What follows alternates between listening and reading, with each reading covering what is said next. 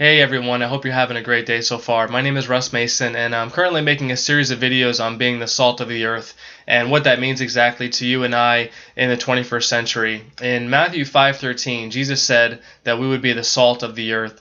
And I know a lot of us today just think of salt as something that's very accessible, very inexpensive. We use it to season our food. But over the centuries, salt was actually used for many different things. And a couple of the things that it was used for is actually it was used as an antiseptic and as a disinfectant.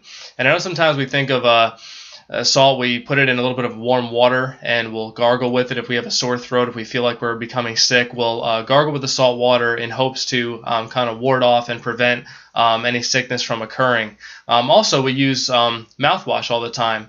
And what that does is that breaks down and destroys the bacteria in our mouths that if we just left alone, it would obviously spread and become worse, and it could affect the health in the rest of our bodies as well. And so what is Jesus saying when he says that we are the salt of the earth? Well, a couple of things I think he may be implying to us is that we are to act as sort of an antiseptic and disinfectant in the earth. There are people all over the world today and in years past that are atheistic, they're anti-God, they're anti-Christian, and they express their beliefs in what they say and in what they write.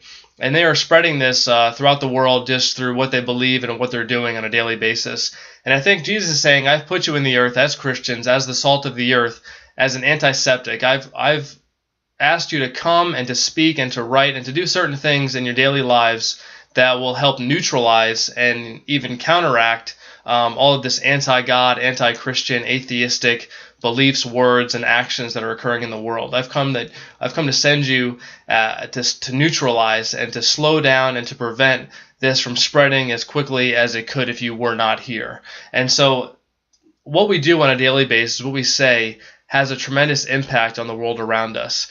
Rather than trying to fight off the evil in the world by just speaking evil of the evil, we should be speaking the life and the blessing and the hope that God has put into our lives and what saved us originally. We came to Jesus because of the amazing things that he has done for us, the amazing things he has done on the cross. He died for us. He shed his blood for us. He has a tremendous plan for every single person that he created. And so rather than just running around the world and constantly trying to pull up weeds and put out the fires that the evil people of the world are setting, we should be rather promoting the goodness of God, the life of God, the hope of God through what we say, through what we do. The Bible says to overcome evil with good. And so we should be counteracting the fire with water. Instead of trying to fight fire with fire and just adding more fire to the fire, we should be trying to put out the fire with the water that God has put inside of us. The hope, the joy, the peace, the love, all the goodness, all the great things that God is and is